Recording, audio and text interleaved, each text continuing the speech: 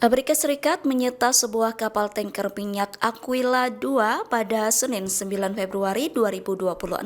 Kapal tersebut dicegat saat berada di sekitar 200 mil laut dari pantai Oman. Dalam rekaman video dari operasi tersebut memperlihatkan pasukan militer Amerika Serikat mendekati kapal tanker dengan helikopter. Mereka kemudian turun perlahan ke dek kapal tanker minyak Aquila 2. Kapal tanker tersebut dilaporkan sedang dalam perjalanan dari Teluk Persia menuju Asia Timur. Aquila 2 saat itu sedang mengangkut muatan yang dianggap sebagai subjek sanksi internasional. Menurut Pentagon, pencegatan kapal tanker minyak Aquila 2 itu dilakukan untuk menegakkan sanksi Amerika Serikat dan mencegah pengangkutan kargo terlarang. Sejumlah sumber mengatakan kapal tanker Aquila 2 terkait dengan armada bayangan Rusia.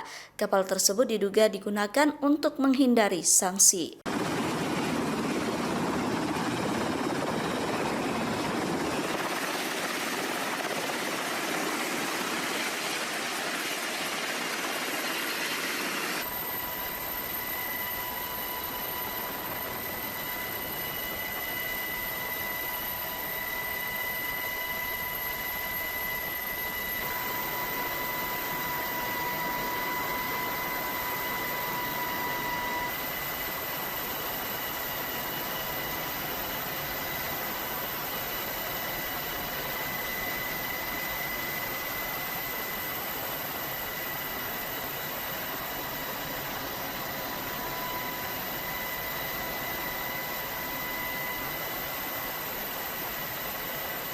Presiden Iran Masoud Pezeshkian buka suara soal perundingan nuklir antara negaranya dengan Amerika Serikat. Pezeshkian mengatakan negosiasi tersebut merupakan peluang besar untuk mencapai penyelesaian yang adil dan saling menguntungkan. Pernyataan itu disampaikan Pezeshkian saat bertemu dengan para duta besar asing di Teheran, Iran, Senin 9 Februari 2026.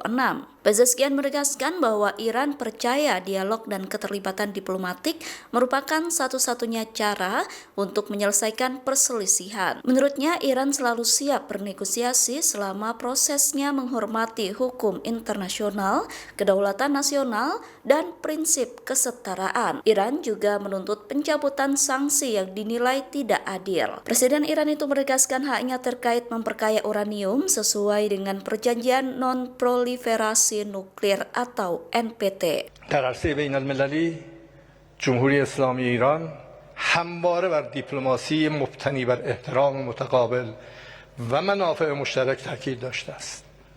ما معتقدیم که تعامل و گفتگو تنها راه پایدار برای چالش‌های منطقه‌ای و جهانی است. هر مذاکره‌ای بر اساس حقوق بین الملل، عزت و احترام به حاکمیت ملی از موضع برابر و بر مبنای اصل برد مورد قبول و استقبال ماست.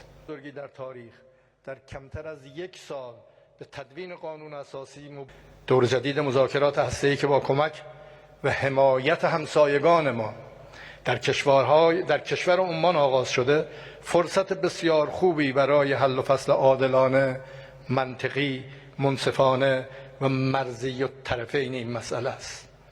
ما به دنبال تضمین حقوق خود بر مبنای معاهده عدم اشاعه از جمله در موضوع غنیسازی و رفع تحریم‌های ظالمانه هستیم.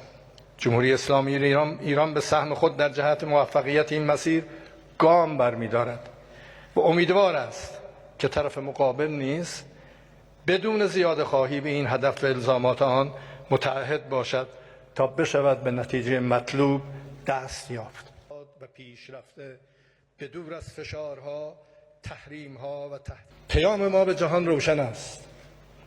ایران کشوری است که بر عهد خود میماند، به شرط آنکه شاهد صداقت و پایبندی و تعهدات از سوی دیگران نیز باشد. جمهوری اسلامی ایران دست دوستی به سوی تمام کشورهایی که خواهان همکاری صادقانه هستند دراز می‌کند. ظرفیت‌های اقتصادی، حمل و نقلی و دانش بنیان ایران بستری مناسب برای همکاری‌های چند جانبه Perdana Menteri Israel Benjamin Netanyahu terus berusaha menekan Presiden Amerika Serikat Donald Trump untuk tetap menyerang Iran. Khawatir negosiasi berujung damai, Netanyahu mempercepat kunjungannya ke Washington untuk melobi Trump. Perdana Menteri Israel itu meminta Trump agar mempertahankan opsi untuk membombardir Iran. Netanyahu awalnya dijadwalkan tiba di ibu kota Amerika Serikat pada 19 Februari bertepatan dengan agenda Trump menjadi tuan rumah pertemuan Perdana Dewan Perdamaian. Namun kunjungan tersebut diyakini dimajukan setelah hasil perundingan antara Amerika Serikat dan Iran disebut berakhir pahit. Pernyataan itu disampaikan oleh pakar politik Israel Guy Ziv kepada media Middle East Eye dilansir pada Selasa 10 Februari. Ziv mengatakan Iran selalu menjadi perhatian nomor satu Netanyahu atas masalah Palestina dan lainnya. Menurut Ziv, Netanyahu khawatir Trump akan kembali condong pada diplomasi sebagaimana perjanjian nuklir Iran yang diteken di era Barack Obama. Ziv menilai Netanyahu kini takut Trump bakal menandatangani kesepakatan baru dengan Iran. Netanyahu disebut ingin memastikan setiap kesepakatan baru tidak hanya membatasi program nuklir saja, namun juga mencakup rudal balistik. Download Tribun X sekarang, menghadirkan lokal menjadi Indonesia.